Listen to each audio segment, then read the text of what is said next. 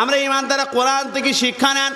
মাত্র 313 জন ওই বালক পাথর 3টা কুড়ি সাথে করে নিলেন, সামনে অগ্রসর। আল্লাহ বলতেছেন ওয়ালাম্মা বারাজু লিজালুতা ওয়া জুনুদিহি, আল্লাহ পাক সূরা বাকারা 250 নম্বর আয়াতে আল্লাহ পাক এই ঘটনা জানিয়েছেন।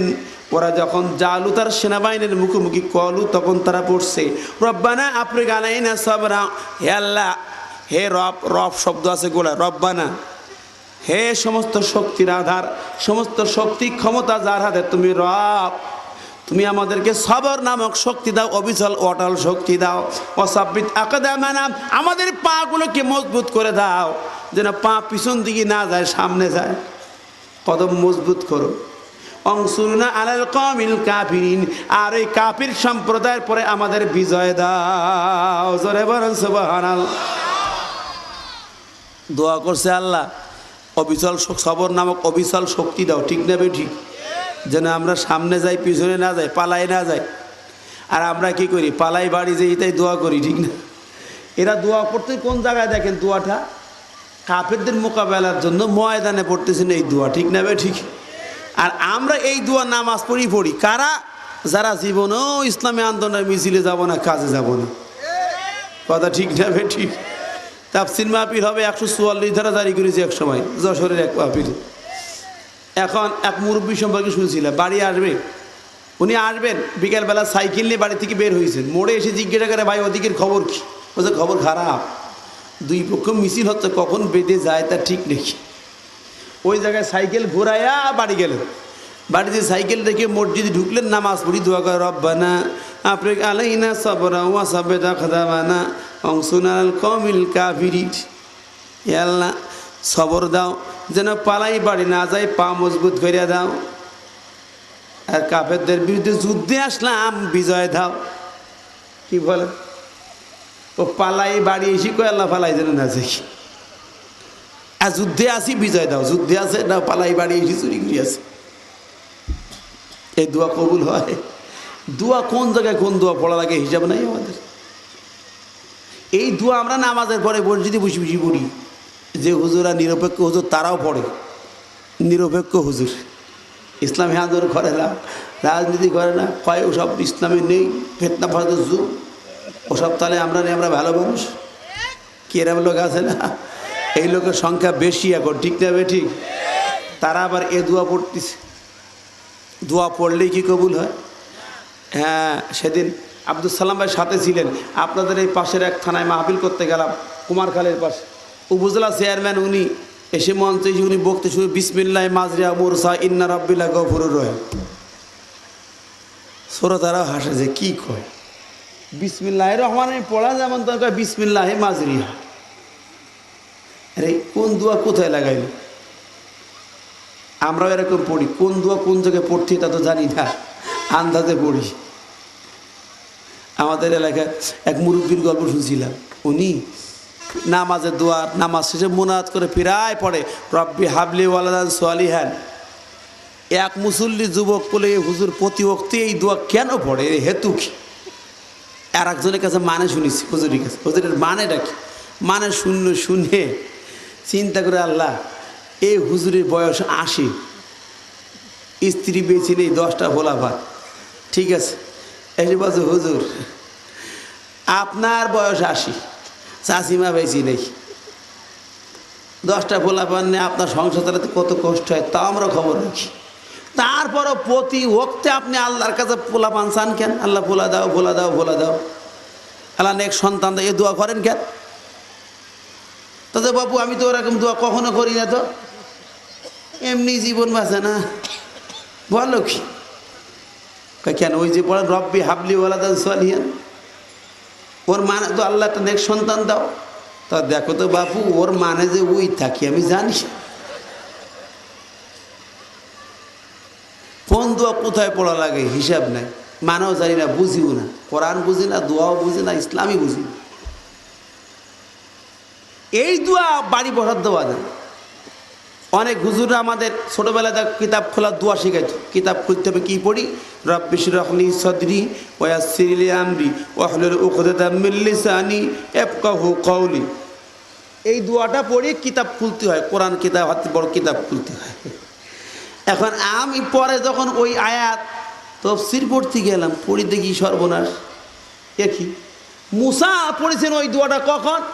যখন আল্লাহ মুসার অর্ডার দিলেন, মুসা ইযহাব ইলা ফিরআউনা ইন্নাহু তাগা, যাও ফেরাউনের রাজপ্রাসাদে স্লোগান দাও, ফেরাউন তোমার এই রাজ্যে তোমার ইচ্ছা মতন আইন বানায় রাজ্য শাসন করা চলবে না, আল্লাহর আইন দিয়ে চালাতে হবে, এই স্লোগান দিতে যাও।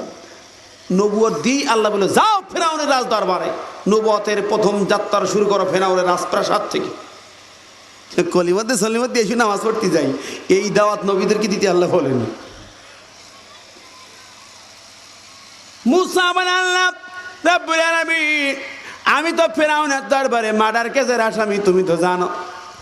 8 বছর পালাইছিলাম, মাথায় নেই, এখন যাচ্ছি মার সঙ্গে দেখা করতে, তুমি নবুয়ত দিয়াই প্রথম অর্ডার দিয়ে যাও ফেরাউনের দরবারে যা, ও তো আমার খুঁজতেছে। আর তুমি বলছো ওই জায়গায় যাও, ঠিক আছে যাবো, আপত্তি তুমি বললে তো যাবোই। আল্লাহ আমি যাই, তবে একটা দোয়া তোমার কাছে ফরিয়াদ করি, রব্বি ইশরাহ লি সাদরি, হে আল্লাহ আমার হৃদয়ের সাহস বাড়ায় দাও, আমার মনের মাঝে দূর দূর ভাব যদি থাকে আল্লাহ দূর করে দাও, আমার হৃদয়কে প্রশস্ত করে দাও, ওয়াসিলে আমরি আমার কাজটা সহজ করে দাও, আর জবানটা পরিষ্কার করে দাও যেন আমি ফেরাউনের রাজপ্রাসাদে যাই বলতে পারি, ওরে ফেরাউন রিত এই রাজ্য তোর আইন দি আর চলবে না। এই দোয়া পড়তে হবে কোন জায়গায়? ওই দোয়া পড়তে হবে যখন মিছিল করা যাবে না, কিন্তু মিছিলের অর্ডার হয়েছে তখন যাওয়ার সময় পড়তে হবে, ঠিক না? ঠিক কথা বলে ঠিক কিনা? যখন বলতেছি ধর্মভিত্তিক দল বাংলাদেশে থাকবে না, রাজনীতি থাকবে না, তখন পড়েন এই দোয়া। থাকবে না, আইন বানাবে, নিষিদ্ধ করবে, ইসলামী আন্দোলন ব্যান করবে, কি বলেন? হ্যাঁ, খুশি আপনারা? খুব খুশি? কথা বলেন। ধর্মভিত্তিক রাজনীতি চলবে না, তার মানে মুসলমান যদি হয়, মুসলমানের সন্তান যদি হয়, তার রাজনীতি হবে ধর্মভিত্তিক। জোরে বলেন ঠিক না? ঠিক। মুসলমান রাজনীতি করবে ইসলাম দিয়ে, মুসলমান দল করবে ইসলামী দল, মুসলমান মতবাদ মানবে ইসলাম, মুসলমান সেকুলারিজম মানবে না, মুসলমান সেকুলার হবে না। মুসলমানের এই দেশে 360 আউলিয়ার দেশে হাজার হাজার শহীদের রক্তে ভেজা বাংলার জমিনে ইসলামী আন্দোলন থাকবে। যদি কেউ ব্যান্ড করতে চায়, ব্যান্ড করতে পারবে না, পারবে না।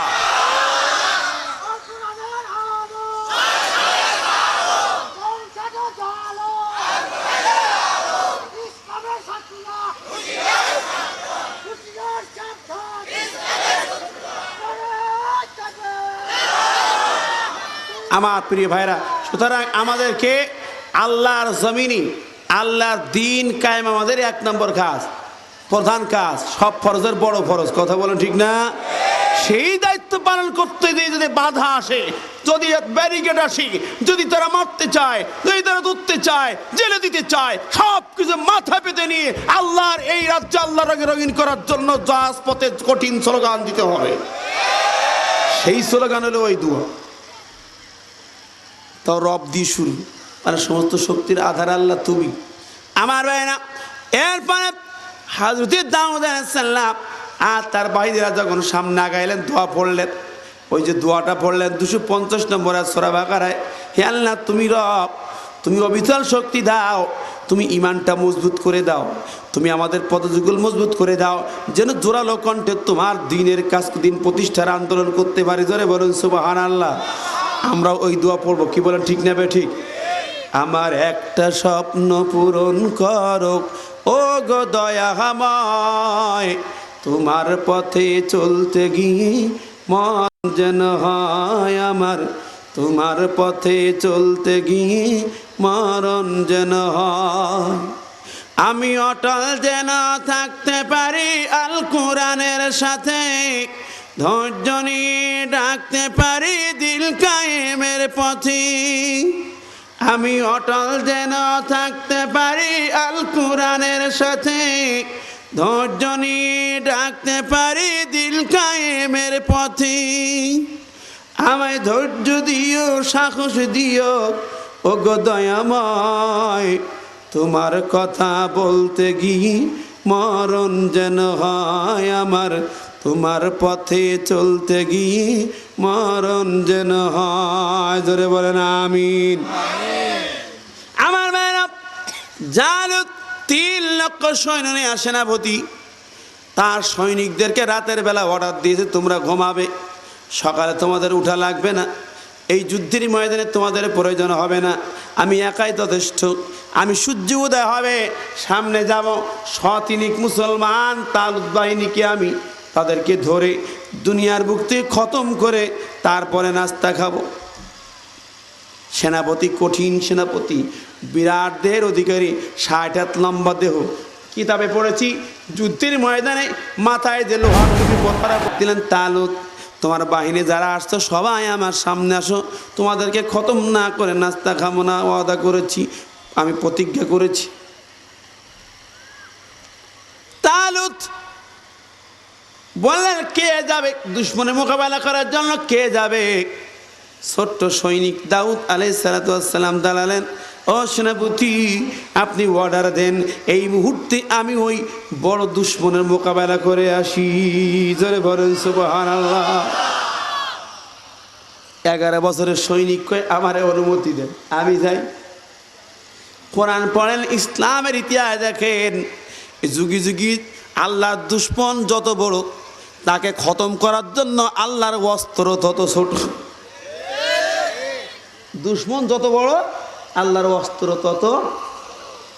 নমরুদ দেখেন পৃথিবী কাঁপানো আল্লাহর দুশমন ছিল, তাকে খতম করার জন্য আল্লাহ কোন অস্ত্র দিয়েছেন? খোড়া, কানা মশা, সুস্থ না, অত বড় নেতার খতম হয়েছে একটা মশা দিয়ে। ফেরাউন আর একজন বড় দুশমন আল্লাহ, তাকে খতম করছেন আল্লাহ সাধারণ সাদা মাটা জিনিস পানি দিয়ে। কি দিয়ে? পানি। আর আবু জেহেল আল্লাহ নবীর দুশমন, সর্বশেষ বড় নেতা দুশমন, যে তাকে আল্লাহ খতম করলেন যাদের দিয়ে, তাদের বয়স 11 আর 13, ছোট্ট সৈনিক। কি কথা ঠিক না? আবার জালুত এত বড় সেনাপতি, তার মোকাবেলার জন্য আল্লাহ পাঠালেন 11 বছরের বালক। তাহলে ভয় আছে কোন? কথা বলেন। কারণ আমাদের সাথে কে আছেন? জোরে বলেন কে? আর কারোর লাগবে? আমার বন্ধুরা দেখেন, হযরত দাউদ বলেন নেতা আমি যাই, অনুমতি দিলেন, যাও যাও চলে যাও। পাথরের টুকরা 3টা তার কাছে আছে, সামনে হাজির হয়ে বলে, ও নেতা জালুত, আমি আসলাম আপনার মোকাবেলা করার জন্য, আল্লাহ আমাকে পাঠিয়েছে। জালুত বলে, সে কি? তোর নেতা তালুত কি আমার সঙ্গে ঠাট্টা করছে নাকি? তোর মতো পুষ্কি সৈনিক পাঠাইছে কেন? যা চলে যা, নেতারে বল সবাই একসাথে আয়, আমি সবগুলোকে শেষ করে তারপরে নাস্তা খাও। হযরত দাউদ বলেন, ওগো জালুত, গর্ব করো না, অহংকার করো না, যুদ্ধের ময়দানে তোমার কোনো গর্ব অহংকার যুদ্ধের মাঠে চলবে না। আমি ছোট না বড়, একটু মোকাবেলা করে তারপরে দেখো। জোরে বলেন সুবহানাল্লাহ। এই সাহসী সেনাপতি হলো মুসলিম। কি বলো ঠিক না? মুসলিম সৈনিক অসীম সাহসের অধিকারী হবে, কাউকে ভয় পাবে না। জালুত বলে, ছোট মুখী এত বড় কথা, চলে যাব, তোর মতো সৈনিককে মেরে আমি আমার যুদ্ধের হাতকে কলঙ্কিত করব না। আমার পরিচয় তাম পৃথিবী জানে আমি জালুত, আমার সামনে থেকে কেউ মায়ের কোলে ফিরে যায় না, তুই চলে যা, তো সবাইকে পাঠা, সবাইকে একসাথে নিয়ে আয়। ওই ছোট্ট সৈনিক বলছে, ও সেনাপতি জালুত, আর গর্ব করো না, অহংকার করো না, কত পারো একটু মোকাবেলা করো দেখি। জোরে বলেন সুবহানাল্লাহ। জালুত রেগে গেলেন, রাগান্বিত হয়ে ধরতে চায়, বলে দূর হ সামনে থেকে, নইলে ধরছি। হযরত দাউদ বলেন, ঠিক আছে, তুমি যখন ধরতে সামনে হাত বাড়াইছো, দাঁড়াও, আমি একটু প্রথমটা একটু টেস্ট করি, আমি প্রথম ক্ষেপণাস্ত্র টেস্ট করি দেখি। কাছে 3টা পাথরের টুকরা আছে, একটা টুকরা হাতে নিলেন, একটা টুকরা হাতে নিয়ে আল্লাহর নাম নিয়ে আল্লাহর প্রিয় গোলাম দাউদ টেস্ট করলেন, নিক্ষেপ করলেন জালুতের ডান পাজরে, ডান হাতের এই বাহুতে জায়গায় ওই পাথরটা লাঘাত করলো।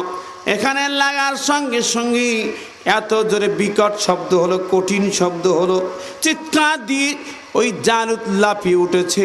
তার কঠিন চিৎকারের বিকট আওয়াজে ওর 3 লক্ষ সৈন্য যারা ঘুমিয়েছিল তাদের ঘুম ভেঙে গেল।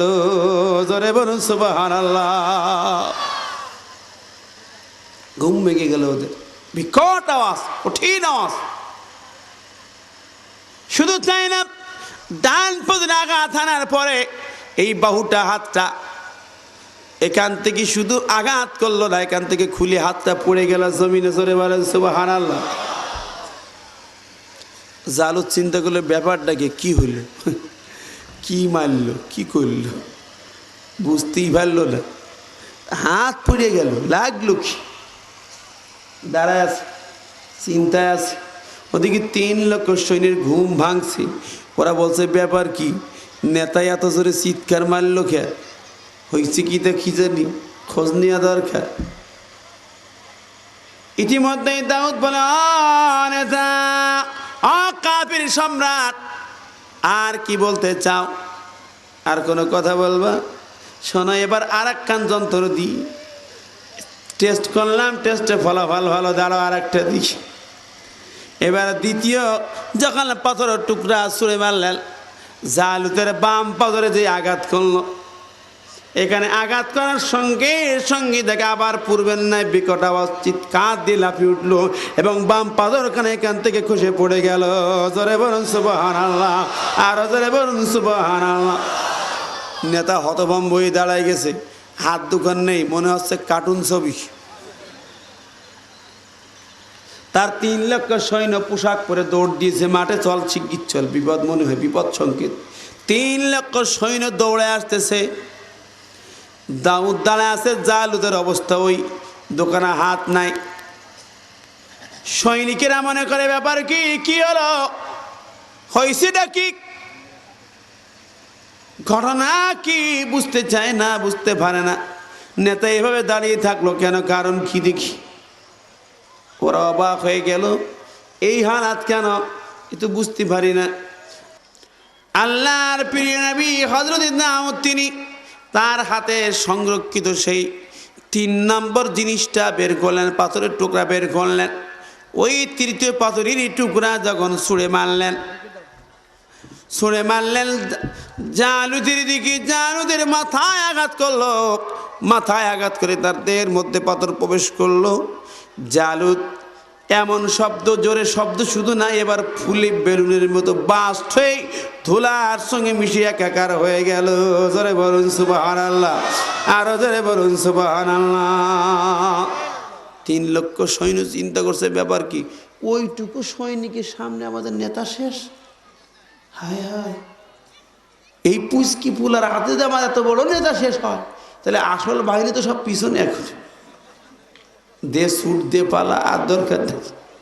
আল্লাহ পাক বলেন, ও নবী, আমি যখন মাঠে ময়দানে থাকবো, সাউল কি ফি কুলুবিল্লাযিনা কাফারুর রুবা, আমি কাফেরদের কলিজার ভিতরে ভয় ঢুকায়া দেই। আমি রব, সব কিছু নিয়ন্ত্রণ আমার হাতে।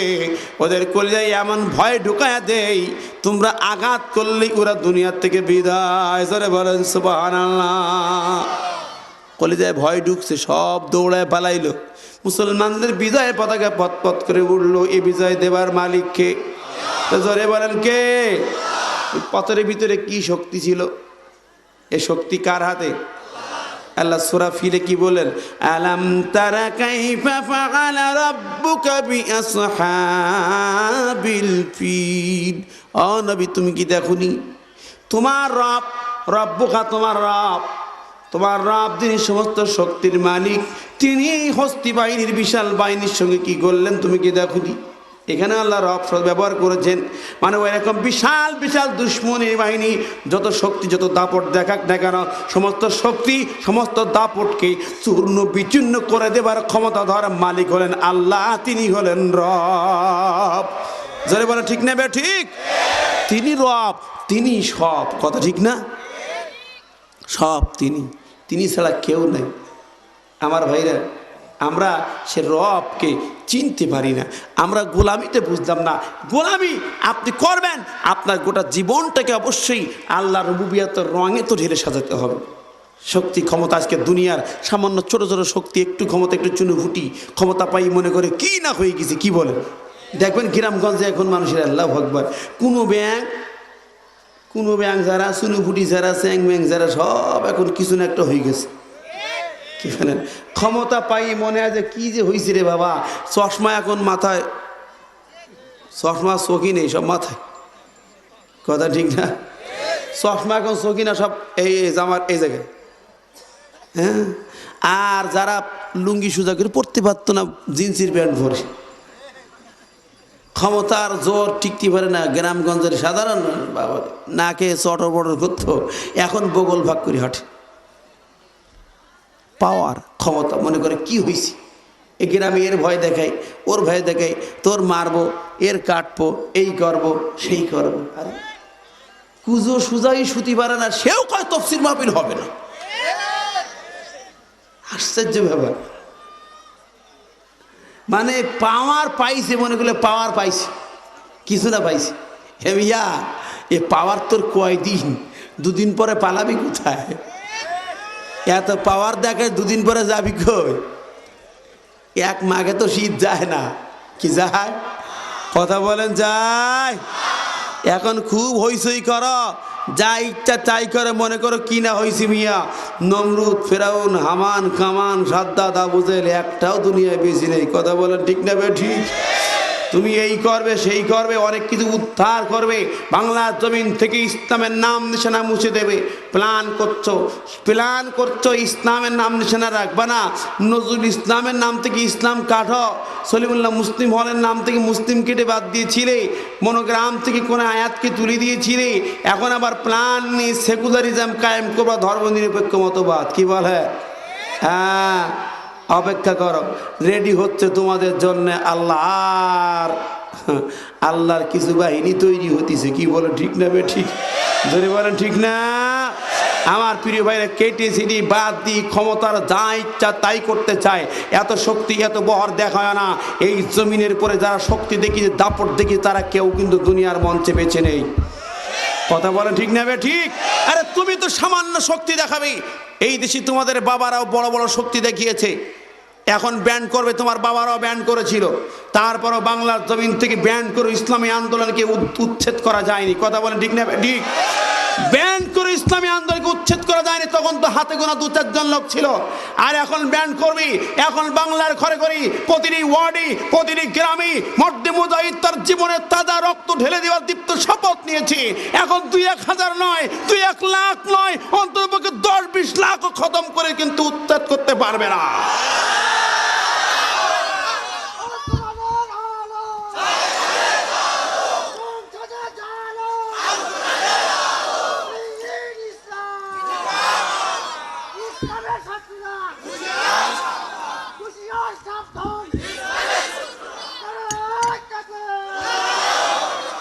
আমার ভাইরা, এরপরে রবের চতুর্থ অর্থ হচ্ছেন পরিচালক, সর্দার, নেতা, যার তৈরিকৃত আইনে, ক্ষমতায়, যার নির্দেশে জনগণ পরিচালিত হয়, তিনি হলেন। যার নির্দেশে জনগণ পরিচালিত হবে, মানুষ পরিচালিত হবে, তিনি হলেন রব, তিনি পরিচালক। এই যে ইকরা বিস্মি রব্বিকাল্লাযী খলাক, এই আয়াতের রব শব্দের অর্থ কি? তুমি পড়ো তোমার রবের আইন, অর্থাৎ পরিচালক, তিনি আইন তৈরি করে দিচ্ছেন, তা তুমি পড়ো। এখানে আমার ভাইরা, রব শব্দের চতুর্থ অর্থ হচ্ছে পরিচালক। কথাটা খেয়াল করে, যিনি আইন তৈরি করেন, যিনি হুকুম দেন, হুকুমদাতা, আইনদাতা, বিধানদাতা, পরিচালক, যার হুকুমের অধীনে আপনি আমি চলবো। আপনি আমি কার সৃষ্টি? জোরে বলেন কার সৃষ্টি? যার আইন তার। আল্লাহুল খালকু আল আমরু, যিনি সৃষ্টি করেছেন তার আইনে পরিচালিত হবে। এই মাইকটা যারা আবিষ্কার করেছেন, তাদের তৈরি করার নিয়মের মধ্যেই মাইকটা চালাতে হয়। কথা ঠিক না বে ঠিক? এই মোবাইল যারা তৈরি করেছেন, এই মোবাইলটাও তাদের নিয়ম যদি না চালানো হয়, যারা তৈরি করছেন তারা তৈরি করে দিয়েছেন গাইডলাইন, তাদের গাইডলাইন, তাদের নীতিমালা অনুযায়ী না চালালে এই মোবাইল চলবে। কথা বলেন চলবে?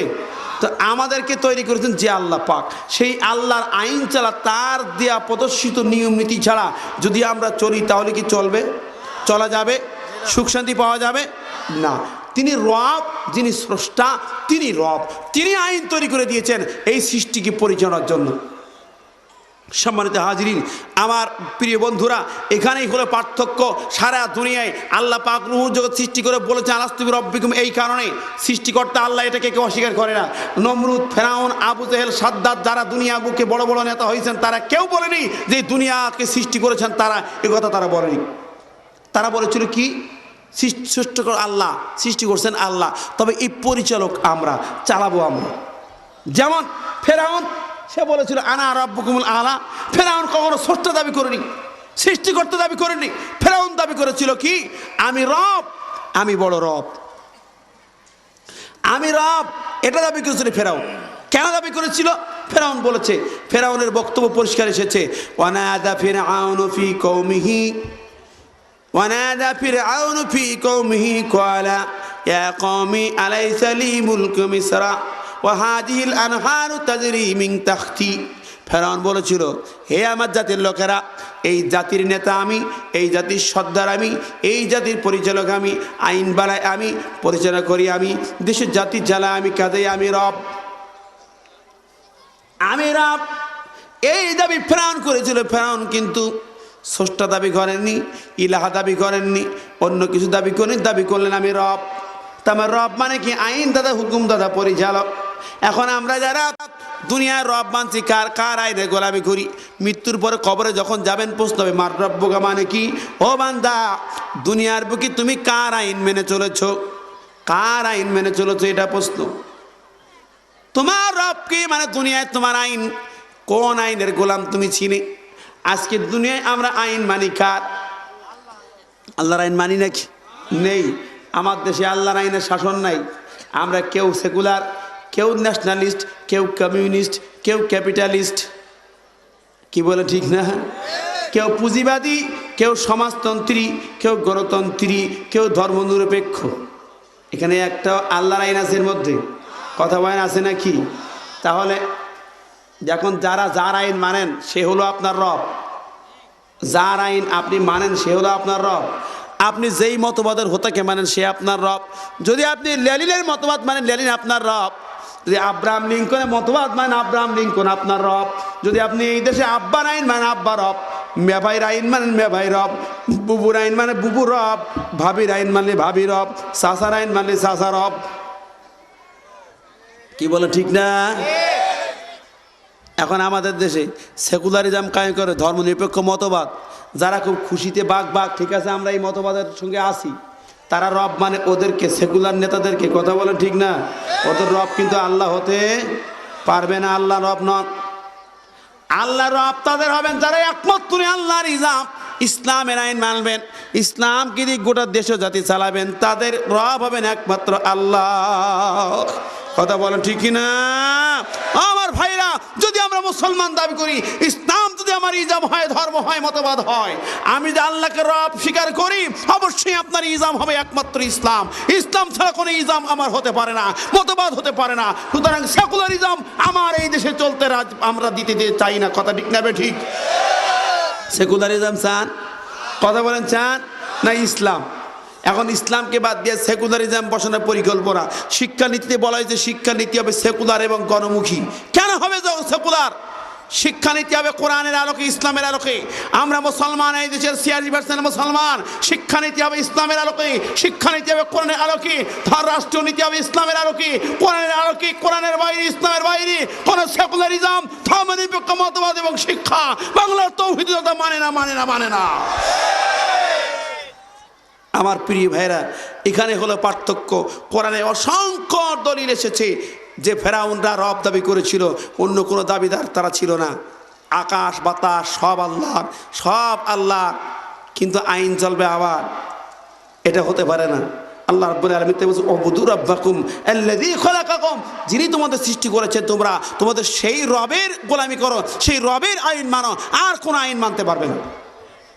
চলাফেরা ওঠা বসা লেনদেন ব্যবসা বাণিজ্য কোনো জায়গায় রবের আইন ছাড়া কারো আইন মানা যাবে না। ফেরাউন যে রব দাবি করেছিল, সর্বনেতা ছিল, যা বলতো তাই আইন, যেটা বলতো সেটাই আইন।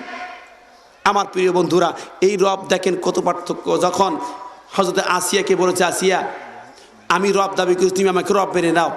আসিয়া বলছে না, আমানতু বিরব বিল আলামিন, আমি রব মেনেছি তামাম জগতের যিনি রব তাকে। বলে সে আবার কে? এই জায়গায় আমি জায়গার রবকে আওয়ালাকা গয়রু রব্বি, আমার ছাড়া আর কারো রুবুবিয়ত তো এই সমাজে নাই, এই দেশে নাই, তুমি বলো কি? আসিয়া বলেছে আল্লাহ স্বামী না না, আমানতু বিরব্বি মুসা ওয়া হারুন, মুসার হারুন যেই রবের কথা বলি, আমার রবকে চিনো না? তিনি হলেন আমার রব। যেই রব তামাম জাহান পর্যা করেন তিনি আমার রব, তার রুবুবিয়ত ছাড়া কারো রুবুবিয়ত মানি না। আসিয়াকে মানলেন, ইতিহাস আপনারা জানেন। ওই ফেরাউনটা বলেছেন আসিয়াকে, বলে আসিয়া তা হয় কি করে? তুমি তো দেখছো এই মিশর আমি চালাই, মিশরের আইন আমার আইনে চলে, আমি একমাত্র রব। কিন্তু দেখেন এই ফেরাউন ভয় পেয়ে গেল এক পর্যায়ে। কখন? তারা সর্বসর্বা হয়ে মুসাকে বাঁধতে চাইছিল। কেন? মুসাকে মূলোৎপাদন করতে চাইছিল। কেন? মুসার অপরাধ কি ছিল? মুসার কি অপরাধ ছিল? অপরাধ ছিল একটাই, তাহলে ফেরাউনের আইনের বিরুদ্ধে, ফেরাউন তাগুতি শক্তির বিরুদ্ধে মুসা হুঙ্কার দেবে, ঠিক নেবে ঠিক। দেখেন তার জন্মের আগেই ছিল ফেরাউনের মৃত্যুর প্ল্যান। ফেরাউন প্ল্যান নিলেন মুসার জন্মের আগে। কারণ কি? মুসার তখন জন্ম হয়নি। ফেরাউন স্বপ্ন দেখলেন, এক খণ্ডে আগুন উঠি আমার গোটা রাজ্যকে পুড়ে ছারখার করে দিয়ে গেল। তাবির করার জন্য ডাকলেন দবিরা, তদানীন্তন সমাজের শ্রেষ্ঠ তাবির কারক, স্বপ্নের ব্যাখ্যা কারক। দবিরাকে ডাকালে, দবিরা আমার স্বপ্নের ব্যাখ্যা করে দাও। তবে শোনো দবিরা, আমি কিন্তু মিশরের মানুষ না, আমার বাড়ি তুরস্কের বল্ক শহরে। মিশরে এসেছিলাম, হিজরত করি, ছিলাম পথের কাঙ্গাল, ভাগ্যে গুণে এখন আমি দেশের রাজা হয়েছি। আমি যা বানাই সেটা আইন, আমার সে গোটা দেশের জনগণ আমারে মানে। কিন্তু আমি বিদেশি মানুষ, ক্ষমতায় বসেছি, আমার ডানে বামে আমার শত্রু থাকতে পারে, অনেক দুশ্মন থাকতে পারে, সবাইকে টপকি আমি রাজা হয়েছি, এটা অনেকের চক্ষুশুল। আমি যা স্বপ্ন দেখলাম মনে হয় আমার শত্রুর আনাগোনা বোঝা যায়। ভালো করে ব্যাখ্যা করো। দাবিরা এক সপ্তাহ গবেষণা করে বললেন, ফেরাউন তোমার স্বপ্নের ব্যাখ্যা রই, আগামী দিন এই মিশরি এমন এক সন্তানের জন্ম হবে, যেই সন্তানের আন্দোলন এবং রাজপথিতার মোকাবেলা করতে তুমি পারবে না, ব্যর্থ হয়ে যাবি, তোমার রাজ সিংহাসন খতম হবে, তোমার রাজ্য ধ্বংস হবে, তোমারও মৃত্যু হয়ে যাবে। এই ব্যাখ্যা পেয়ে ফেরাউন ভীত হয়ে পড়লো। বলে কি? দাবিরা আমারও মৃত্যু হবে, তার মোকাবেলা করতে যাই আমার গোটা রাজ্য ধ্বংস হবে? বলে জি। বলে আচ্ছা বলো দাবিরা ওই সন্তান কোন বংশে জন্ম নেবে? দাবিরা ব্যাখ্যা করে বলেছিলেন, শোনো, মিশরে তিনটি জাতি বাস করে। একটা হলো আদি মিশরি, তাদেরকে কিপ্তি বলা হয়। আর তোমার তুরস্ক থেকে হিজরত করা জাতি, তাদেরকে তুর্কি বলা হয়। আর একটা জাতি আছে মিশরি, ইয়াকুব নবীর 12 সন্তানের বংশধর বনি ইসরাইল। বনি ইসরাইল নবীদের বংশ, যত নবী এই দুনিয়া আসছেন ওই বংশে জন্মগ্রহণ করেছে। সুতরাং ফেরাউন নবীদের বংশে বনি ইসরাইল, ওই বংশে আসবেন সেই সন্তান যিনি আল্লাহর নবী হবেন। আর ওই নবীর মোকাবেলা তুমি করতে পারবে না, তোমার পতন হবে। জোরে বলেন সুবহানাল্লাহ। ফেরাউন শুনি অবাক হলেন, তাই নাকি? ঠিক আছে দাঁড়াও, কি প্ল্যান নেওয়া যায়? ইবলিসও আছে, আশেপাশে ইবলিসও আছে, পরামর্শ দিল ইবলিস, দেখো এই সহজ কাজ, এটা কোনো কঠিন কাজ নেই কাজটা। ও ফেরাউন তোমার চিন্তার কারণ নাই, নবী হবেন পুরুষ সন্তান, কোনো নারী নবী হবে না। কাজেই প্ল্যান হয়ে গেল, ইউযাব্বিহুনা আবনাআকুম ওয়া ইস্তাহয়ুনা নিসাআকুম। তারা প্ল্যান নেয়া পুত্র সন্তানগুলোকে বললো জবাই করো, আর কন্যা সন্তানদেরকে বাঁচাই রাখো। তাই হবে আজ থেকে বনি ইসরাইল বংশী যেই পুত্র সন্তান জন্ম হবে, মায়ের কোলে যখনই জন্ম হবে সঙ্গে সঙ্গে তাকে জবাই করা হবে। অপরাধ কি? ওই বাচ্চাদের কি কোনো অপরাধ? কথা বলেন, কোনো অপরাধ? কেন জবাই করা হবে? কেন জবাই করা হবে? একটা কারণ, ও স্বপ্ন দেখেছে আমার রাজ্য ক্ষমতা তছনছ করে দেবে, একটা সন্তান জন্ম হবে, সে রাজনীতিবিদ হবে, বড় বিরাট পলিটিক্যাল লিডার হবে। যদি শুনতো ফেরাউন, যদি শুনতো এমন সন্তান জন্ম হবে, সুসন্তান, আল্লাহর নবী হবে, সে কোনো রাজনীতি করবে না, দল পার্টি করবে না, আল্লাহ আল্লাহ করবে, তসবিহ তাহলিল করবে, সকাল সন্ধ্যে সুবহানাল্লাহ বলবে। কেউ গেলে গায়ে ঝাড় ফুঁক দেবে, তেল পানি পড়ে দেবে, মানুষের গায়ে হাত বোলায় দেবে, রোগ ব্যাধি ভালো হয়ে যাবে। কোনো রাজনীতি করবে না, খানকা বানাই বসে থাকবে, সুবহানাল্লাহ জপবে, তসবিহ জপবে। তাহলে কি ফেরাউন মারার প্ল্যান নিত? কথা বলেন, হত্যার প্ল্যান ফেরাউন নিত না। তখন মানে ফেরাউন চিন্তা করতো, ওর খানকা শরীফটা ভালো করে বানাই দাও।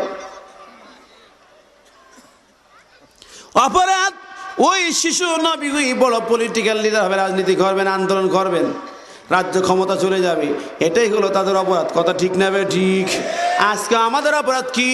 যারা রাজনীতি করেন তারা হলো অপরাধী, ইসলামী আন্দোলন যারা করেন, আল্লাহর রাজ কায়েম করতে যায়, তারা আজকে পৃথিবীতে অপরাধী। কথা ঠিক না? আজকে দেখেন ওই আফগানিস্তানে মোল্লা ওমর অপরাধী। কারণ কি? তারা আল্লাহর আইন দিয়ে আফগান চালাতে চায়। ফিলিস্তিনে হামাস অপরাধী, কারণ হামাস আল্লাহর আইনের শাসন চায়। পাশাপাশি মুসলমান মাহমুদ আব্বাস এবং হামিদ কারজাই, এটাই আমেরিকার দালাল, আল্লাহর আইনের রাজনীতি করে না, বাতিলের তাগুতের রাজনীতি করে। ওদেরকে গোটা পৃথিবী দুশ্মনরা জামাই আদর করে বসাইছে। কথা ঠিক নেবে ঠিক? আর যারা আল্লাহর আইনের শাসন চায় তাদেরকে মেরে কেটে রক্তাক্ত করে দুনিয়ার থেকে বিদায় করে দিচ্ছে। কথা ঠিক নেবে ঠিক? আমাদের অপরাধ একটাই, ঠিক না? কথা বলেন ঠিক কিনা? ও বন্ধুরা, ভয়ে পাবার কিছু নাই, জবাই করা শুরু হলো। কিন্তু আসলে পারিছিল কিনা ফেরাউন? বনি ইসরাইল বংশের সন্তান, মায়ের কোলে যে শিশু কেবল জন্ম নেয়, সঙ্গে সঙ্গে তাকে জবাই করে মায়ের কোলে মাথা চেলে দেওয়া হয়। জবাই শুরু হলো। 1 বছর ধরে হত্যার হত্যা, খুন আর খুন, রক্তের স্রোত বয়ে গেল। 1 বছরই ফেরাউনের ওই পেটুয়া বাহিনী দুশ্মনেরা বনি ইসরাইল বংশীর 80,000 ছোট ছোট কচি বাচ্চাদেরকে তারা জবাই করেছে। কত? 80,000 নিষ্পাপ মাসুম কচি কচি বাচ্চা, মায়ের কয়া দুনিয়ার মুখ দেখেছে, সঙ্গে সঙ্গে জবাই করা হয়েছে। আমার বন্ধুরা, অপরাধ শুধু একটাই, আল্লাহ দিনের জন্য তারা দিনের পথের পথিক, আল্লাহ দিনের পথের পথিক।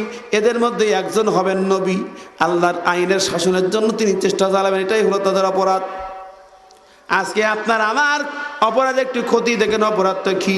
আমরা শুধু আল্লাহর আইন চাই, কোরআনের শাসন চাই, এইটা চাওয়াটাই হলো আমাদের অপরাধ। কথা বলে ঠিক নেবে ঠিক? কিন্তু মারতে পারবে? কথা বলেন, খতম করতে পারবে? পারবে না। 80,000 খতম করলো, জবাই করলো, কিন্তু আল্লাহ প্রিয় দোস্ত মুসাকে ধরতে পারে নাই। 1 বছর পরে যখন নিশ্চিন্তে বসে আছে ফেরাউন, ইবলিস বলে, ফেরাউন রি নিশ্চিন্ত কেন এত? বলে 80,000 খতম করছি, কোনো মায়ের কোলে কাউকে রাখিনি, সুতরাং যে জন্ম হওয়ার কথা তা খতম হয়ে গেছে। ইবলিস কয়, না না না, দবিরাকে ডাকো, আবার ভালো করে শুনে দেখো তোমার সে দুশ্মন খতম হয়েছে কিনা। দবিরা, সত্যি কি আমার দুশ্মনটা খতম করতে পারছি কিনা? 80,000 মারলাম, এর মধ্যে মারা পড়লো কিনা? দবিরা বলছে, ওগো ফেরাউন, তুমি কি পাইছোটা কি মনে করছো কি? আরে ফেরাউন, না না, আল্লাহর নবীর জন্ম হবে, এটা ঠেকানো যায় না, এটাকে বন্ধ করা যায় না। জোরে বলুন সুবহানাল্লাহ। আল্লাহর নবী ইসলামী আন্দোলনে বিপ্লবী মহাবীর হবেন, বিজয়ী বীর হবেন, তুমি কেমনে ঠেকাবে ফেরাউন? সম্ভব না। ফেরাউন শোনো, ওই সন্তান জন্ম নিয়েছি, মায়ের কোলে নিরাপদে আছে। জোরে বলুন সুবহানাল্লাহ। সেনাবাহিনী ডাকলে, এই সেনাবাহিনী কিরে বলে কি 80,000 মারলি খামাগা, আসলটা নাকি বাদ পড়ে গেছে, যার জন্য মার কাট এত কর্মসূচি, সেটাই বাদ। আমার ভাইরা, প্ল্যান নিয়ে আমার এটাই ইতিহাস। যাক, লম্বা খোপরা, 12টা বেজে গেছে। বন্ধুরা আমার, এখন অনেক রাত হয়েছে, 12টা, আপনাদের কষ্ট হয়ে গেছে, কথা শেষ করতে চাই। আমার বন্ধুরা, যে কথা বলছিলাম, এখন রব আল্লাহ পাক, তিনি রব। 4টি অর্থ আমরা বললাম। এরপরের অর্থ হচ্ছে মালিক। রব শব্দ অর্থ মালিক। ফালিয়াবুদু রাব্বা হাযাল বাইত, সূরা কুরাইশে বলা হয়েছে। এখানে রব শব্দ অর্থ মালিক, মানে এই ঘরের মালিক, অর্থাৎ রব। আমাদের তামাম জাহানের মালিক, এ রাজ্যের মালিক। কথা বলেন কে? সব মালিক আল্লাহ। তো আল্লাহ পাক মালিক, তিনি রব। সমস্ত নিয়ামত তার, সবই তার। মূসাকে মারবে, ফেরাউন মারার জন্য পাগল হয়ে গেছে, মারবে। সেনাবাহিনী প্রধান এত মার কাট করলে, কিন্তু সে আসলটা মারতে পারলে না। করলি কি? শুধু হয়েছে কিন্তু 2 বছর ধরে লুটপাট করে কেটে পড়লি। সম্মানিত ভাইরা, চেষ্টা করেও ব্যর্থ। এখন উপায়, সেনাবাহিনীকে অর্ডার ধরে দেখো 24 ঘন্টার 3 দিন সময় দিলাম, 3 দিনের ভিতরে আমার সেই দুশ্মন বনী ইসরাইল বংশে জন্মগ্রহণ করেছে সেই সন্তানটাকে হাজির করে আমার সামনে জবাই করেছে। 3 দিন সময়। মুসার মা খুব টেনশনে দিন কাটায়, সবসময় ফরিয়াদ করে আল্লাহকে, আল্লাহ তুমি মালিক, তুমি রব, তুমি সব। মুসার মালিক কে? জোরে বলেন কে? জমিনের মালিক কে? তিনি হলেন রব। যিনি মালিক তিনি হলেন রব। আল্লাহ আমার রব, এই রবই আমার সব। আল্লাহ আমার রব, এই রবি আমার সব। দমে দমে তনু মনে তারি অনুভব, দমে দমে তনু মনে তারি অনুভব। আল্লাহ আমার রব, এই রবি আমার সব। কি বলেন ঠিক না? তোমার নিয়ামতে আমি যেদিকে তাকাই, তোমার দুনিয়াতে আমি যেদিকে তাকাই, অথই নিয়ামতি ডুবে আছে যে সবাই। তোমার দুনিয়াতে আমি যেদিকে তাকাই, অথই নিয়ামতি ডুবে আছে যে সবাই। পাখ পাখালির গানে করে তসবিহ কাল রব, তসবিহ কাল রব।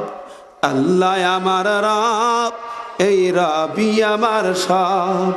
দামে দামে তনু মনে তারি অনুভব। কি বলেন ঠিক না?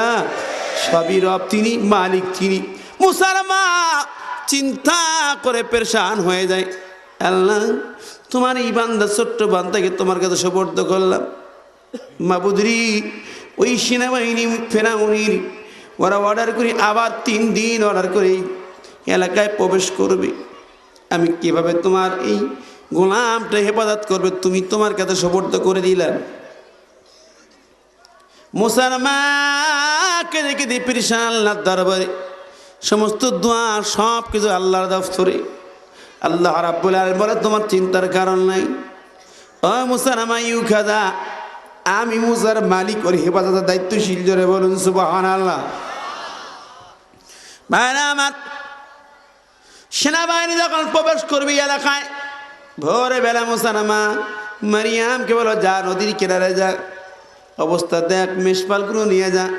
মেষপাল চড়ায় নদীর কিনারে গেছে, হঠাৎ করে শুনতে পাই না ফেরাউনের বাহিনী আজকে আবার মাঠে প্রবেশ করছে, এলাকায় প্রবেশ করছে। ওরা নাকি সংবাদ পেয়ে গেছে তাদের দুশ্মন, আসল দুশ্মনরা ধরা পড়েনি, মারা পড়েনি, আসতেছে ওরা মারবে। মারিয়াম শুনে, মা জননী, ও মা, আমাদেরকে, আমার ভাইয়াকে আর মনে হয় বাঁচানো যাবে না, বাহিনী আসতেছে, কিভাবে বাঁচাবে? আজকে ওরা সব জায়গায় তল্লাশি চালাবে, এখন চিরুনি অভিযান চালাবে, ঘরে বাইরে ঝোপঝাড়ে পুকুর পড়ে ক্ষেত খামারে সব জায়গায় তারা তল্লাশি চালাবে, চিরুনি অভিযান। কি বলেন? কি অভিযান? জোরে বলেন কি? চিরুনি অভিযান। আসলে কি দেখেন, কোন স্বার্থে এটা বুঝতে হবে। ফেরাউনের স্বার্থ কি? তার ক্ষমতা টিকিয়ে রাখে। আমার ক্ষমতার প্রতিদ্বন্দ্বী জন্য কেউ মাথা উঁচুকে দাঁড়াতে, কথা ঠিক না? আমার ক্ষমতার প্রতিদ্বন্দ্বী জন্য আমার সামনে দাঁড়াতে না পারে, এটা হলো তার মূল ব্যাপার। এখনো তাই। এ মৌলবিদ্যাল মারতে হবে কেন? এরা দিন দিন বেড়ে যাচ্ছে খুব, ঠিক না? আগামী দিন এরাই হলো সমস্যা। ব্যালেন্স এরা সঠিকভাবে যদি নির্বাচন হয়, তাহলে এই মৌলবীর দল যেদিকে যাবে সেদিক, কথা ঠিক নেবে ঠিক। এই জন্যই এত মাথা ব্যথা। এ মৌলবী মারতে ওই কারণে, কোরআন শিক্ষা রাখা যাবে না ওই কারণে। আমার ভাইরা, এই মৌলবীরা কোরআনের সঠিকভাবে বাস্তবায়ন করলে দেশ ও জাতির শান্তি থাকবে। ওদের ইজম চলবে না, মতবাদ চলবে না, ওদের শয়তানি মতবাদ চলবে। কথা বলেন চলবে না। এরা দুর্নীতিবাজ না, এরা ভালো, এরা সৎ। এই কারণে এদেরকে আর ক্ষমতার কোনো জায়গায় দেখা যাবে না, রাখা যাবে না। কথা বলেন ঠিক নেবে ঠিক। এদের সততা, এদের যোগ্যতা কারণেই, এদের আল্লাহর আইন মানার কারণেই এদের বিরুদ্ধে এত তোলপাড় সারা বিশ্বব্যাপী, আমার দেশে। আর কোনো কারণ নেই, কোনো কারণ নাই, কোনো অপরাধ নাই, কোনো ত্রুটি নেই, খুঁজে পায়নি কোনো ত্রুটি, কোনো দুর্নীতি, কোনো অন্যায়, কোনো অপকর্ম। কি কথা বলেন ঠিক নেবে ঠিক। কোনো অপকর্মের সাথে জড়িত নয় আল্লাহর দিনের এই জনতারা, আল্লাহর সৈনিকেরা। এলাকার কোথাও কোনো জায়গায় এভাবে খুঁজে পাওয়া যাবে না। এরা মারিং কাটিং পার্টি না, চোর ডাকাত না, ছিনতাইকারী না, লুটপাটকারী না, ঘুষখোর না, সাদাবাজ না, হাইজাকার না, ঘাট ডাকে না, মাঠ ডাকে না, বিল ডাকে না, দালালি করে না, অফিসে যায় না। এদের অপরাধ কি? কথা বলেন, এগুলো করে, কিন্তু এরাই অপরাধ, এরাই খারাপ। এরা ভালো পথ ধরে, এরাই খারাপ। আর যারা মাইরি কেটি খেয়ে দেই দেশ ও জাতির কলিজায় পানি তুলে দিচ্ছে, ওরা ভালো। আমার বন্ধুরা দেখেন, যুগে যুগে সব ক্ষেত্রে আল্লাহ দুশ্মনরা একটাই কারণে নবীদের বিরুদ্ধে সোচ্চার ছিল, তারা হলেই যে নবীদের আন্দোলন যদি সফল হয়ে যায়, ওদের ক্ষমতা থাকবে, ওদের মাতবাড়ি থাকবে না। এই জন্য মানো আল্লাহ নবী মুসাকে আল্লাহ হেফাজত করলেন। ওই বাতিল শক্তির হাত থেকে আল্লাহ তার নবীকে মুসাকে হেফাজত করেছিলেন। কথা ঠিক না? সেনাবাহিনী এসেছে বাড়ি বাড়ি তল্লাশি। আল্লাহ রাব্বুল আলামিন তার প্রিয় নবী মুসাকে হেফাজত করলেন কিভাবে? আমরা কাহিনী জানি, আমি আর সেদিকে যাচ্ছি না, সময় আর লম্বা করছি না, 12টা বেজে গেছে। তো আল্লাহ রাব্বুল আলামিন তার মুসাকে কি হেফাজত করেন নাই? বন্ধুরা বলেন, করেন নাই? কিভাবে? মুসার মাকে বল, মুসার মা একটা সিন্দুক বানাও। মুসার মা পেরেশান করে, পেরেশানির টেনশানে সিন্দুক কোথায় পাবে? কাঠ নাই, সিমেন্ট নাই, কিচ্ছু নাই, সুন্দর জিনিস নাই, আমার গরিব মানুষ, কোথায় পাবো? ভোরবেলা ওই নদীর এখানে এক ব্যক্তি ব্যাগ ঘাড়ে করে চিৎকার দিয়ে ডেকে ডেকে বলে, ও গ্রামবাসী, আমি বিদেশি এক ভালো মিস্ত্রি, কে আছো? তোমাদের কোনো যদি কাজ লাগে, কাঠের কাজ লাগে, আলমারি বানাও, শোকেস বানাও, টেবিল বানা, যাই বানাও, আমি ভালো বানাইতে পারি, আমার কাছ থেকে বানিয়ে নাও। মারিয়াম ডাক দিল, মিস্ত্রি ভাই চলো আমাদের বাড়ি যাই। আম্মা জান ডাকে, ডেকে নিয়ে হাজিরগুলো উঠানে, আমাদের একটা সিন্দুক বানাতে হবে, সুন্দর করে সিন্দুক বানাতে হবে। ওই মিস্ত্রি বলে, আম্মা জান কিছু কাঠ দেন, কিছু সীসা দেন, ভালো করে বানিয়ে দিই। মুসার মা ইউকাদা বলে, ও মিস্ত্রি বাবাজি, আমার ঘরে কোনো কাঠ নাই, সীসা নাই, কোথায় পাবো? বলে, উপায় কি? তাহলে কাঠ লাগবে, সীসা লাগবে, নইলে তো বানানো যাবে না।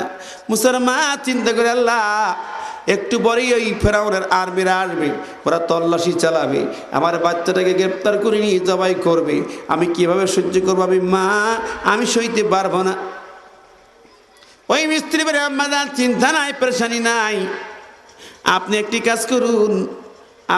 কাজ করুন, তাহলে আপনি কিছু পানি এনে দেন, আমার ব্যাগে কিছু টুকরা টুকরা কাঠ আছে, দেখি তা দিয়ে হয় কিনা। ব্যাগ নামাইলো, ব্যাগের ভিত্তি কিছু টুকরা কাঠ বের করলেন, সীসা বের করলেন, তা দিয়ে একটা সিন্দুক তৈরি হয়ে গেল। মুসার মা পানি নিয়ে হাজির হতে হতেই অতি সুন্দর চমৎকার একটা সিন্দুক তৈরি হয়ে গেছে। জোরে বলুন সুবহানাল্লাহ। মুসার মা এসে বলে, কি ব্যাপার, এত সুন্দর সিন্দুক এত তাড়াতাড়ি হয়ে গেল? এমন কাঠের দিক তাকায় দেখে দেশের কোনো কাঠ না, এ কাঁঠাল কাঠ না, সেগুন কাঠ না, এসবে কোনো কাঠ মনে হয় না, চেনা জানা একটা কাঠও না। এ কোন দেশের কাঠ? যাক, বানাইতেছে আলহামদুলিল্লাহ, আমার অত জানার দরকার নেই। মুসার মা ইউকদা কয়, বাবা মিস্ত্রি তো অনেক নামি দামি কাঠ, মূল্যবান জিনিস মনে হচ্ছে, দামি জিনিস, এবং মজুরি কত টাকা দিতে হবে আমাকে? মিস্ত্রি বলে, মুসার মা ইউকদা, আমি আল্লাহর গোলাম, আল্লাহ আমাকে অনেক দিয়েছেন, আমি আল্লাহর গোলামদেরকে খেদমত করি, আল্লাহর বান্দাদের খেদমত করি, বিপদে ফরিয়াদির কাছে ছুটে আসি, আল্লাহ পাঠায়। খাজা, এই কাঠের দাম তুমি দিয়ে পারবে না, দেয়া লাগবে না, মজুরি লাগবে না, আমি তোমার সন্তানের হেফাজতের জন্য তৈরি করে দিয়ে গেলাম। জোরে বলেন সুবহানাল্লাহ। চলে যাচ্ছে, দোয়া করতে করতে চলে, মুসার মা অবাক হয়ে যায়, কি ব্যাপার, কি আশ্চর্য, এত সুন্দর সিন্দুক বানিয়ে 1 টাকা নিল না। কে ওই ব্যক্তি? ওকে সাধারণ মানুষ নাকি? কথা বলেন মানুষ। আল্লাহকে রব মানে আল্লাহ কিভাবে হেফাজত করে? আল্লাহ বলতেছেন ইন্নাল্লাযীনা ক্বালু রাব্বুনাল্লাহু সুম্মা ইসতাকামু তাতানাজ্জালু আলাইহিমুল মালাইকাতু আল্লা তাখাফু ওয়া লা তাহজানু ওয়া আবশিরু বিল জান্নাতিল্লাতী কুনতুম তুআদুন। নিশ্চয়ই যারা বলে আল্লাহ আমাদের রব, তারপরে ইস্তেকমাত থেকে অবিচল থেকে অটল থাকে, আল্লাহ বলছেন তাদের পরে আমার ফেরেশতা তাতানাজ্জালু আলাইহিমুল মালাইকা, ফেরেশতা তাদের পরে নাজিল হয়ে যায়, নাজিল হয় এবং হবে। ফেরেশতা নাজিল হবে, আল্লাহর গোলাম লা তাকাবু, ভয় করো না, ওয়ালা তাহজানু, কোনো টেনশন করো না, ভয় নাই, কোনো টেনশন নাই। এরপরে যদি তোমার মৃত্যু হয়ে যায় অবশ্যই বিল জান্নাহ, তাহলে আল্লাহ জান্নাতের শুভ সংবাদ নেও। জোরে বলুন সুবহানাল্লাহ। সিন্দুক বানায়া চলে গেল, ওটা আল্লাহর ফেরেশতা, সাধারণ মানুষ নয়। সিন্দুক নিয়ে মূসাকে সাগরে যখন ফেলবে, ঢেউয়ের মাঝে আল্লাহ অর্ডার দিয়েছে আনিকি জি ফিহি বিতাবুতে ফিলিয়ামনি। কিন্তু মূসার মা টেনশন করে, আল্লাহ এই নদীর সাগরের ঢেউয়ের মাঝে ফেলে দেবো, কোথায় যাবে আমার মূসা, কোথায় হবে তার হেফাজত, বুঝি না। আল্লাহ বলল, মূসার মা এত চিন্তা করো কেন, আমি জিম্মাদার, আমি হেফাজতের মালিক। জোরে বলুন সুবহানাল্লাহ। শুনে না, এরপরেও তোমার হৃদয়ের সান্ত্বনার জন্য শুনে নাও, ইয়াকুযুহু আদুউল্লি ওয়া আদুউল্লাহু। সূরা তাহার মধ্যে আল্লাহ বললেন, ও মূসার মা ইউকাযা, ওই তোমার বাচ্চা তুমি সাগরে ঢেলে দিচ্ছ, কে গ্রহণ করবে? আদুউল্লি ওয়া আদুউল্লাহু, আল্লাহ বলছেন আমার দুশমন আর আমার মূসারও দুশমন, যে আল্লাহরও দুশমন মূসারও দুশমন, যে সেই দুশমন ওই মূসাকে গ্রহণ করবে। জোরে বলুন সুবহানাল্লাহ। এত সুন্দর ভাষাটা আল্লাহ ওখানে দিয়েছেন, আদুবুন লি ওয়া আদুবুন লাহু। আমি তাফসিরে পড়লাম, ওখানে আল্লাহ পাক যখন মূসার মাকে বলে সাগরে ফেলে দাও, আর ওইদিকে ফেরাউনের রাস্তা হয়ে থাকে আল্লাহ আর বান্দি আসিয়াকে আল্লাহ বলে দিল, আসিয়া ওই সাগরে একটা কিছু ভেসে আসবি, তুমি একটু নজর রেখে তুলে নিয়ে। জোরে বলুন সুবহানাল্লাহ। আল্লাহর ওয়ার্ডার, তুলে নিও। সাগরে ভাসতে ভাসতে চলে যায়, মারিয়াম তাকায় তাকায় দেখে। মুসার মা বলল, মা মারিয়াম লক্ষ্য রেখে কোথায় যায়? ভাসতে ভাসতে চলে যায়, কোথায় যাবে, কোথায় কেনারা? শত্রু তুলে, কোন শত্রু তুলে নেবে তা কি জানি, আল্লাহ পাক জান কোন শত্রু নেবে।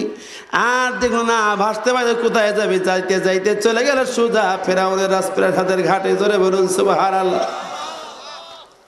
আসিয়া জানালা দিয়ে বারবার দেখছিল। ফেরাউন কইছিল যে, আসিয়া ব্যাপার কি, এত টাকা ওখান সাগরের দিকে? কয় দেখি ঢেউয়ে ঢেউয়ের নাচা, দেখি খেলা, দেখি ঢেউয়ের খেলা। ভেসে আসলো সিন্দুক, ঘাটের লোকজন তুলে নিল, খুলে দেখে ফুটফুটি রাজপুত্র, সুন্দর, এত সুন্দর বাচ্চা কখনো দেখিনি কেউ, কি আশ্চর্য, কোথার থেকে আসলো ভেসে। ফেরাউন বলা, মনে হয় আমার কোনো দুশ্মন এই বাচ্চাটাকে আমার ভয়ে, হত্যার ভয়ে ফেলে দিয়েছে সাগরের ঢেউয়ে, নিশ্চয়ই এ আমার দুশ্মন, এ অন্য কেউ নয় দুশ্মন।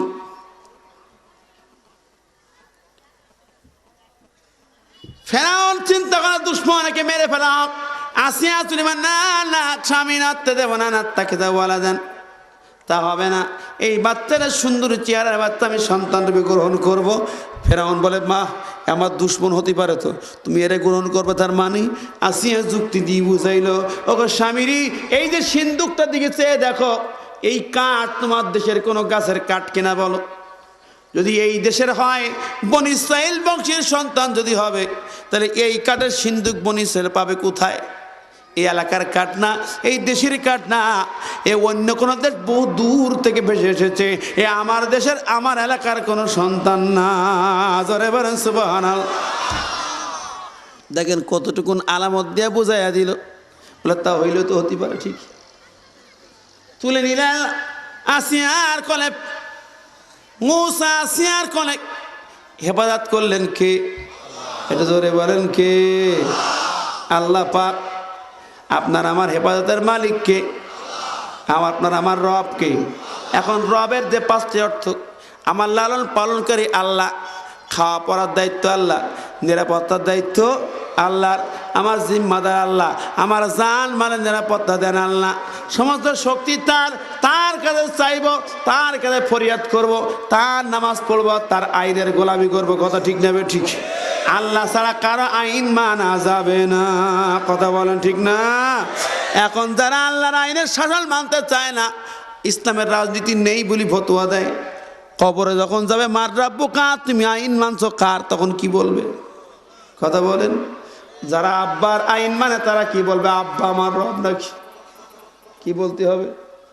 যারা মেয়ে ভাইয়ের আইন মানে তারা বলে মেয়ে ভাই রব। কবরে রব হবেন কে? জোরে বলেন কে? আইন চলবে কার? এখন দুনিয়ায় কাজ চলবে।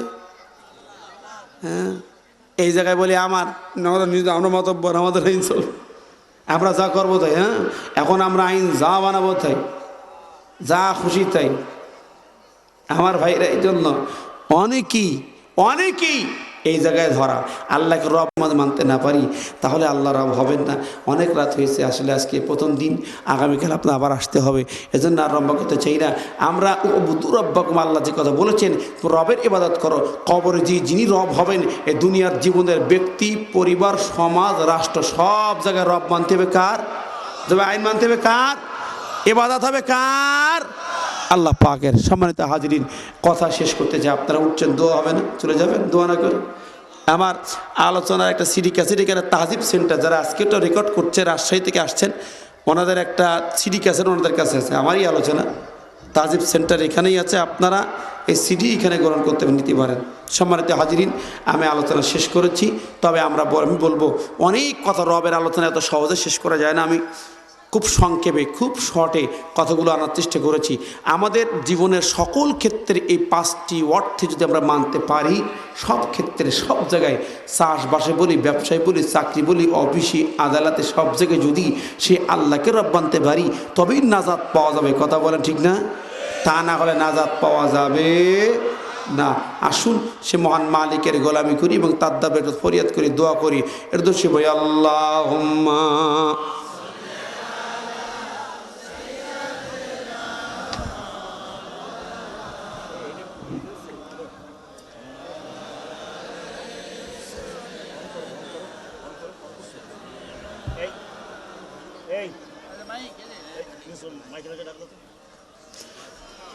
আল্লাহুম্মা সাল্লি আলা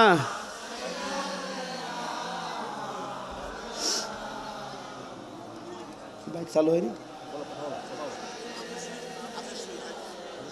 বল করুক। আল্লাহুম্মা আমিন। ربنا ظلمنا أنفسنا وإن لم تغفر لنا وترحمنا لنكونن من الخاسرين ربنا لا تزغ قلوبنا بعد إذ هديتنا وهب لنا من لدنك رحمة إنك أنت الوهاب রব্বুল আলামিন। পাক পরওয়ারদিগার বেনিয়া, তুমি মহিয়ান, তুমি গরিয়ান, তুমি সর্বশক্তিমান, দাতা দয়ালু মেহেরবান। আমরা তোমার কিছু গুনাহগার গোলাম, গুনার বোঝা মাথায় নিয়া গভীর রজনীতির দোকানা করে হাত তুলেছি। দয়া করে, মায়া করে হাতগুলো কবুল করে নিয়ে নাও রব্বুল আলামিন। আজকের মাহফিলে বসি, এই গভীর রাতি তোমার দফতরে আমাদের জীবনের সমস্ত গুনাহ খাতাগুলো পেশ করে দিলাম। তুমি গফুর, তুমি গফফার, নামের ওসিলায় আমাদেরকে মাফ করে দিয়ে দাও। আজকের মাহফিলের সন্ধ্যা থেকে পর্যন্ত যত কিছু আলোচনা হলো, কোরআন তেলাওয়াত, দুরূদ সালাম, জিকির আজকার হয়েছে, মাওলা ভুল ত্রুটি মাফ করে দিয়ে আর হাদিয়াত সবটুকুন সোনার মদিনায় বিশ্ব নবীর রওজা মুবারকে পৌঁছে দাও। তামাম পৃথিবীর মাটির নিচে বাবা আদম থেকে পর্যন্ত যত নবী রাসূল, মুমিন মুমিনাত, মুসলিম মুসলিমাত অন্ধকার কবরে ঘুমিয়ে গেলেন, প্রত্যেকের রূহ মুবারকের হাদিয়া সব পৌঁছে দাও মাওলা। খাস করে ফরিয়াদ করি, আমরা যারা হাত তুলেছি দোকানা ঘুরে, আমাদের অনেকের আব্বা নাই, আম্মা নাই, আপনজন নাই, অন্ধকার কবরের বাসিন্দা হয়ে গেছে। আল্লাহ তাদের রূহ মুবারকের হাদিয়া সব পৌঁছাও। আমাদের আব্বা যিনি মাথার ঘাম পায়ে পেয়ে ঝড় বৃষ্টি রোদ উপেক্ষা করে লালন পালন করেছে কষ্ট করে, সে আব্বাজানকে মাফ করে দাও। মা জননী শরীরের সমস্ত রক্ত পানি করেছে, হিমাল লালন পালন করেছে। তোমার হাবিবের বিবর্তন সন্তান যদি বুকের চামড়া কেটে মায়ের জন্য এক জোড়া স্যান্ডেল বানিয়ে দেয়, তুমি এক ফোঁটা দুধ খাওয়ার ইনশাল্লাহ হবে না। ওগো মা বুঝছি, মায়ের জীবনের সমস্ত গোনা কাদা মাফ করে দেয়া দাও। রাব্বির হামহুমা কামা রাব্বায়ানি সগীরা, রাব্বির হামহুমা কামা রাব্বায়ানি সগীরা। আল্লাহ মাহবুদ, এই মাহফিলে বলে তোমার দরবারে হাত তুলেছি। কোরআন থেকে আলোচনা করার পরে মাহবুদ তুমি রব, তোমার পরিচয় দিয়ে আমরা কথা বলেছি। আল্লাহ আমাদের জীবনের সকল ক্ষেত্রে তোমাকে রব মানার তৌফিক দিয়ে দাও। আল্লাহ তোমার গোলামি করার তৌফিক দিয়ে দাও। মাহবুদ যা কিছু আমরা আলোচনা করেছি ভুল তুমি মাফ করি, হক কথাগুলো আমলের তৌফিক দিয়ে দাও। মাওলা আজকের এই মঞ্চে যতজন হাত তুলে তুমি তাদেরকে ফেরায় তাকায় দেখো, অনেক মুরব্বীরা, দাড়ি পাকা মুরব্বীরা মাজার ব্যথা, পিঠের ব্যথা, ঘাড়ের ব্যথা, পায়ের ব্যথা নিয়ে বসে আছে। মাওলা তুমি তাদের শারীরিক সমস্ত কষ্ট দূর করে দিয়ে সাইয়্যিদুনা আবু বকরের মতো কবুল করে নিয়ে নাও। আল্লাহ আজকের মাহফিলের অতিথি মণ্ডলী, বিশেষ করে আমাদের দুদক কর্মকর্তা সেলিম ভাই সহ আব্দুল সালাম ভাই, মাহফিলের সভাপতি ওলামা হাজরাত এবং অতিথিবৃন্দ সহ যতজন এখানে নেতৃবৃন্দ আছেন, সবাইকে মেহেরবানি করি তুমি ওমর বিন খাত্তাবের মতো ঈমান আমল দিয়ে দাও। আল্লাহ মাহফিল সহযোগিতার জন্য যারা হাত বানিয়েছেন, এখানে এসেছেন, সহযোগিতা করেছেন, তাদেরকে উসমান বিন আফফানের মতো গনি সগী বানিয়ে দাও। একদল তরুণ যুবক অনেক কষ্ট করছেন, রাত দিন নাই এবং স্বেচ্ছাসেবকের ভূমিকা পালন করছেন না, এই তরুণ যুবকদেরকে আলীর মতো হিম্মতলা মুজাহিদ বানিয়ে দাও। কচি কচি মাসুম বাচ্চা যারা বসে আছেন, আল্লাহ তুমি তাদেরকে হাসান হোসেন মাজ মোহাব্বতের মতো ঈমান আমল দিয়ে দাও, কবুল করে নিয়ে নাও।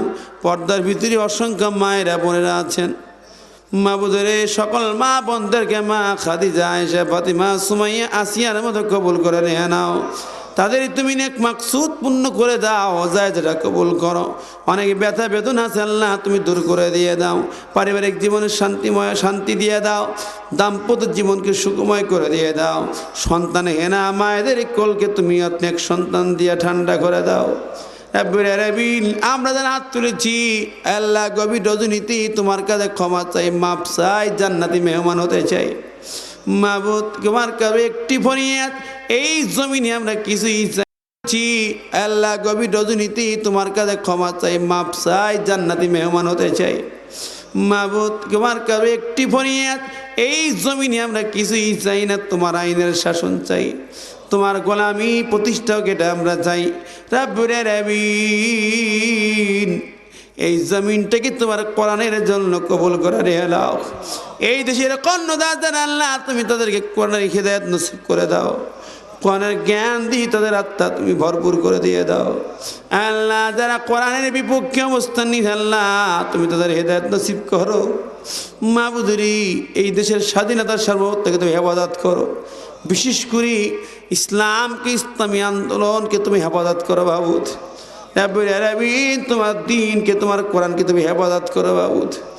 আল্লাহ তাম পৃথিবী আজ মুসলমানদের জন্য যেন রক্তাক্ত কারবালা।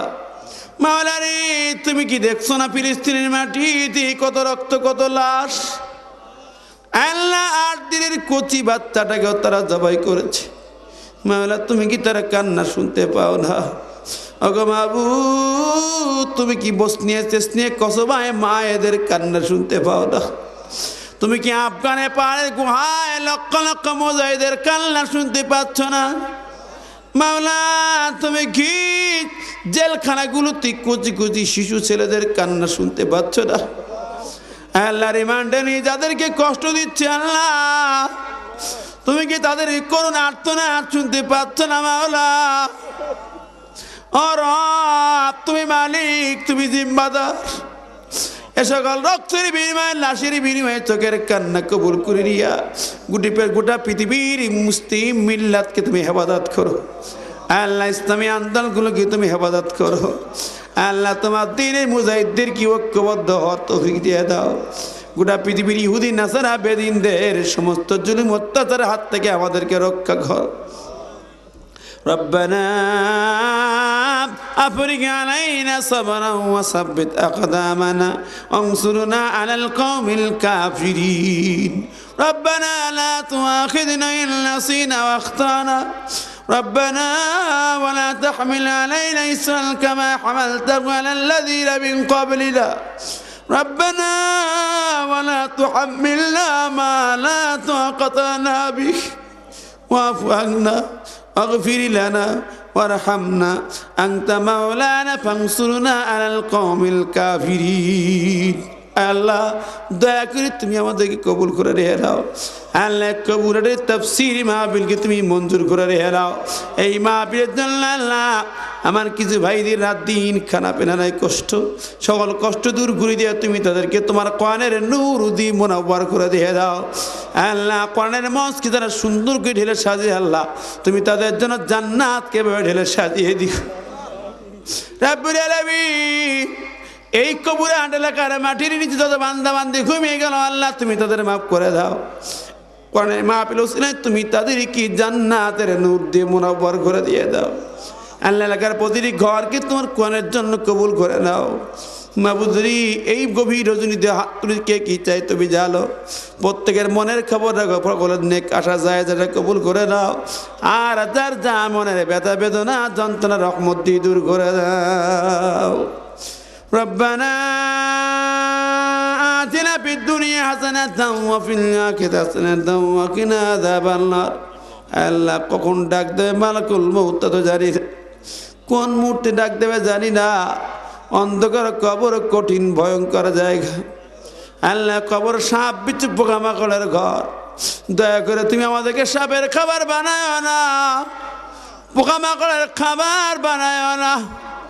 আল্লাহ মোহাব্বত করে বানিয়েছে এই বান্দাকে তুমি জাহান্নামের আগুনে নিও না, জান্নাতি মেহমান রূপে কবুল করে নাও। ওই কবরে যাওয়ার আগে খাঁটি মুসলমান বানায় নাও, খাঁটি ইমানদার মুমিন না বানা যেন কবর নিও না। যেই মুহূর্তে তোমার মালাকুল মউত দুয়ারে খানা দেবে তুমি আমাদের জীবনে জবানে জারি করে দিও ইমানের কালেমা লা ইলাহা ইল্লাল্লাহু মুহাম্মাদুর রাসূলুল্লাহ। আসসালামু আলাইকুম।